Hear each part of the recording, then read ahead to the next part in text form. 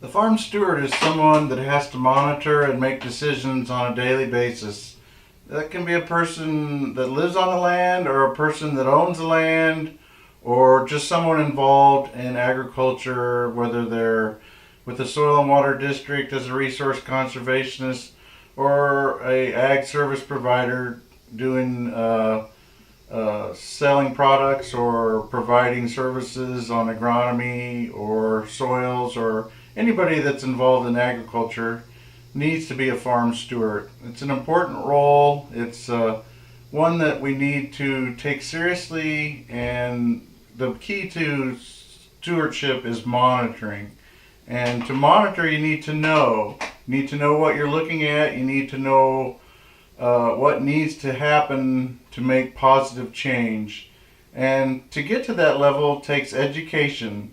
And every farm steward starts off by learning how to do something. The next step in the process of being a good farm steward is to apply what you learn. So I got out of college and decided that to apply what I learned, I decided to join the Peace Corps, and took a Peace Corps position in the Caribbean in tropical agriculture, and went through the training and learned a lot about tropical ag. Tropical ag has a lot to do with slowing the water down because it rains a lot constantly. So conservation and erosion are key, and definitely the key to erosion is to slow the water down and to make it filter into the soil.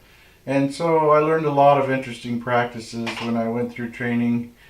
And but then I ended up moving from the training. After 3 months of training, I went out to a small island, and the responsibility that I had was, they were an island that was 90+% self-sustaining, and then 3 years before I got there, they became almost 5% self-sustaining. They had to import all their food, and it was a question of the large conglomerate bank headquarters moved to the island, and so all the young youth and the younger farmers left the grandparents on the farms and moved in and took a job, and now they could just buy food and import it. Well, I had 22 years of age and lots of education, or at least I thought I had lots of education. I found out I really didn't have that much experience on understanding about agriculture, and it was frustrating, and I ended up terminating and coming back, and it was a failure to me because I really wanted to help, but it was a learning experience that I learned skills on how to adapt to a different cultural environment. So I did learn things, but I had that sense of failure. If any consolation comes from it, it was probably good that I didn't succeed, because a few years after I came back, the island ended up having a volcano, and probably would have been more of a catastrophe if they were back out into the fields. So I have some gratification there, but it still was not a lesson.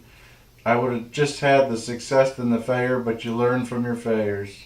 So I came back and decided I needed more education, so I went back to college, a discipline in agroecology, and that was a good learning experience in the fact that agroecology is definitely the principal driving force in monitoring an agricultural system.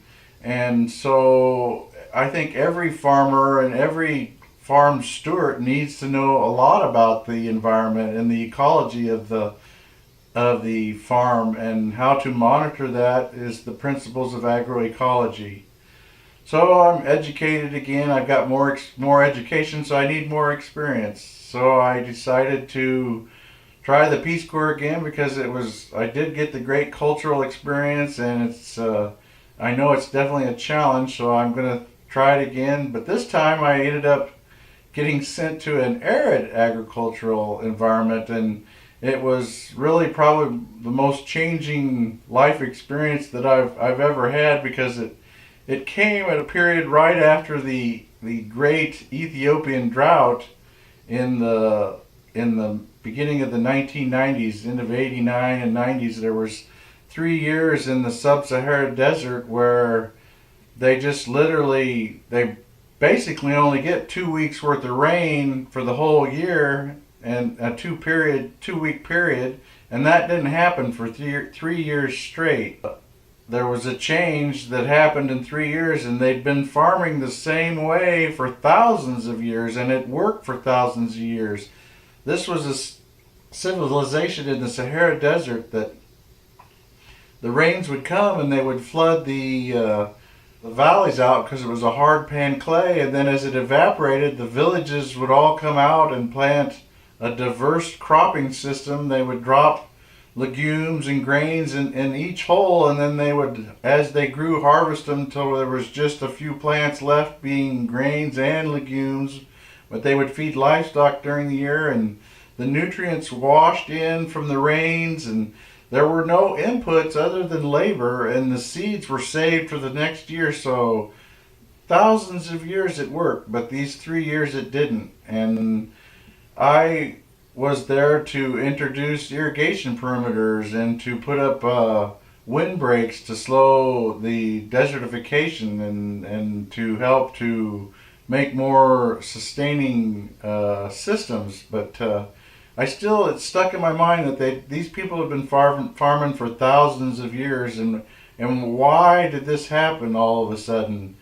And it really wasn't until I came back that I started, and the scientists started to recognize this shift in climate, and when I started to evaluate it, it made me think that potentially adding the inputs to the irrigation perimeters and putting all the fertilizer in there that we were suggesting probably was not the right thing to do. I mean, it did add some stability for a period, but things are tested over time. When you monitor something, it has to last. And that's how you prove it on a farm, is if it lasts. And so this was the first part of my education to climate change and the effect that agriculture has on the climate, and that if we are using practices that aren't going to last the times and that they're going to cause crop failures, we need to reevaluate them. And the key is to adapt and to make changes. And that was the first of my education to the fact that we have a problem with agriculture in the United States, and it wasn't just agriculture, it was the whole culture of pollution and spewing things into the atmosphere. And as farmers, we have to apply things, and the key is to monitor them. We weren't really able to monitor this because this was a gas and a water that evaporated, and our nutrients were going up into the atmosphere, or they were going downstream but then to escape into the atmosphere, and that was causing this shift in nature, and tearing down the diversity of the soils made it the ability for this to happen, because it wasn't a natural balance. This tearing down the diversity and going with just monocrops, and then using synthetic chemicals, and we weren't feeding the soil, we were manipulating the soil. So I came back with a different attitude and decided that I wanted to continue my education to see how to solve this problem, or how to improve it in the United States and on our farm. So I got a job with the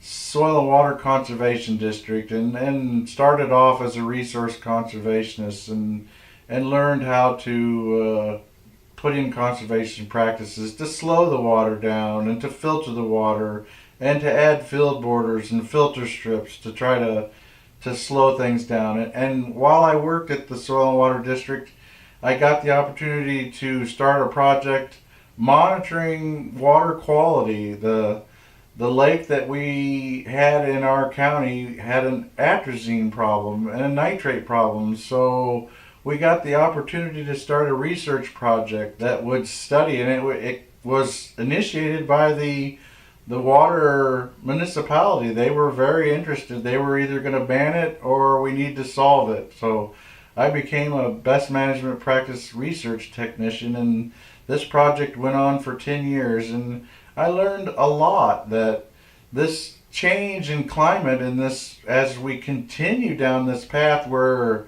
the storms are going to get worse and worse, you're not going to be able to control the losses as we continue to farm in the same way. We need to improve our soil health. We need to make it an opportunity to where the environment can get back into balance. We need diversity. So I ended up at the end of that research project started a private company called Mud Prairie Ecosystem Restoration Services, and that was a good experience for me to actually not just know what a ecosystem is, but to build one and to restore one, and to for the last 30 years on this farm we've had restored mud prairie. It's a 60-acre prairie, and to see the benefits and to know that this is a community and it's modeled, we're modeled after that community. The more diverse our systems are in our communities, it's just like a prairie. The more stable our communities are, and as our communities digress and that we move here and abandon here, this becomes unstable and it causes chaos. So I'm evolving as a steward through these experiences, and education is the start, and then experience is the next step. But as you finish the next step, then comes understanding. You start to make inferences, and you make education a key factor, and you learn that this is all part of it's like playing the guitar. You learn, you apply it, and then you understand it, but then you realize that's just one step. You need to keep evolving. And a farm steward, I think, recognizes this. They can continue to improve their farm. It's not that you apply something and that's it. This is a race to the end of life, and it's the last one that wins. So when you lose, you're out. But if you can continue to adapt, and that's where we are in society as far as I'm concerned, is we're at the stage of the race where we need to evolve and to adapt and to make the right choices. So it's an ongoing educational experience. And so after this business I decided to go back to work. I got a job, worked for the University of Illinois Extension Service, and I was in charge of 4-H and youth program, and it was another great experience because it really prepared me and gave me the understanding of how important it is to be not only a role model, but to the best way to learn in life is to teach something. And in 4-H, you teach life skills to the youth. They learn engineering, robotics, crops, cooking, nutrition, animal science. They learn citizenship. They learn. I'm the state 4-H natural resources judge.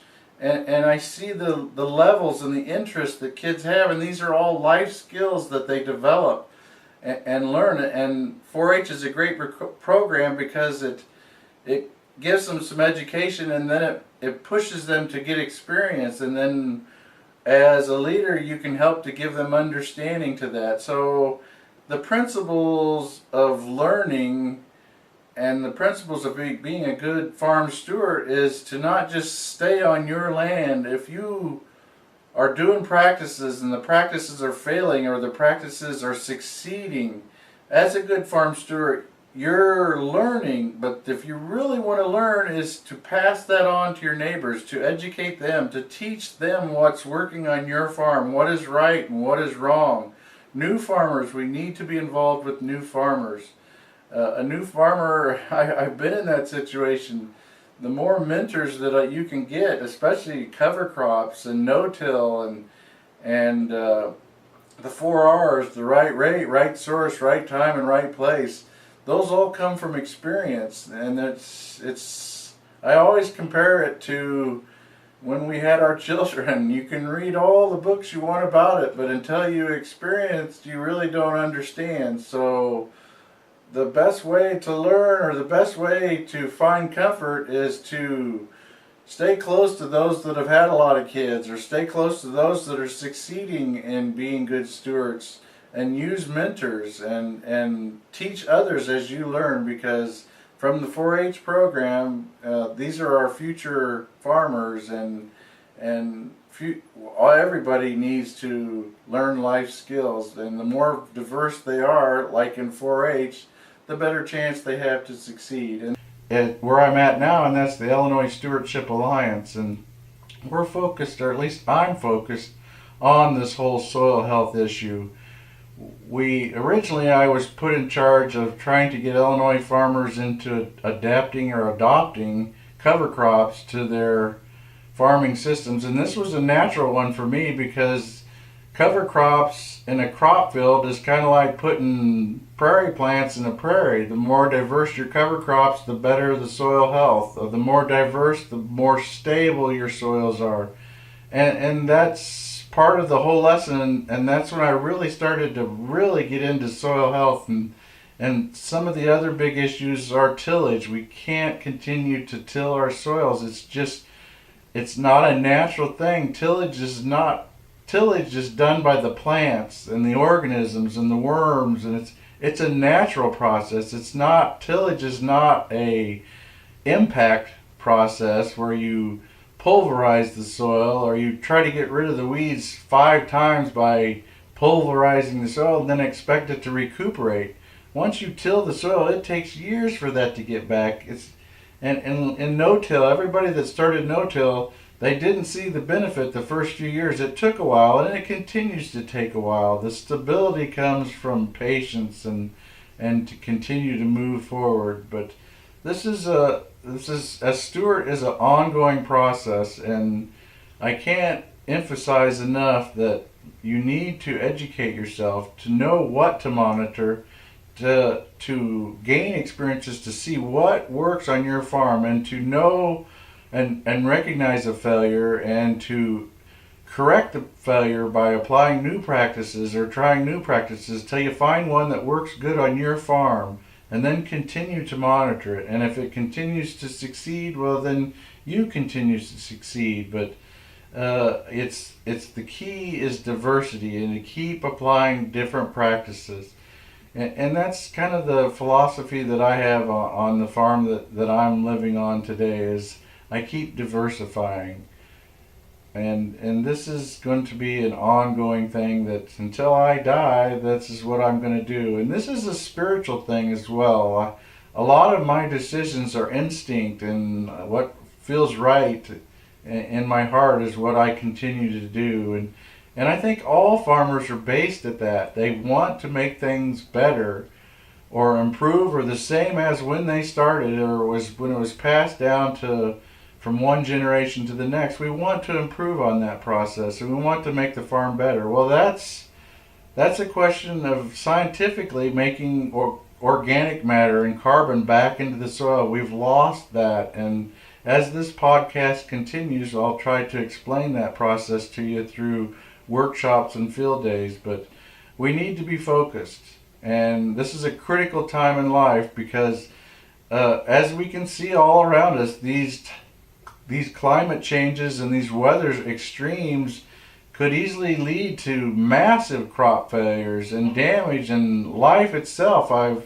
And to be motivated, the people in Ethiopia and where I worked in the Peace Corps were extremely motivated, because when you're starving to death and you're hungry and people are dying around you, you're going to try to do everything you can to have the right impact, and to adapt the right and adopt the right practices. And we need to be ahead of that. And I think farmers in the Midwest, they recognize this, and I'm going to do everything I can to promote these practices and to make opportunities for farmers. And that's part of a good farm steward too, is you don't survive by yourself, you survive as a community. So I hope everybody will pay attention to their surroundings and to monitor their effect, because the farm steward is an important a righteous way of life,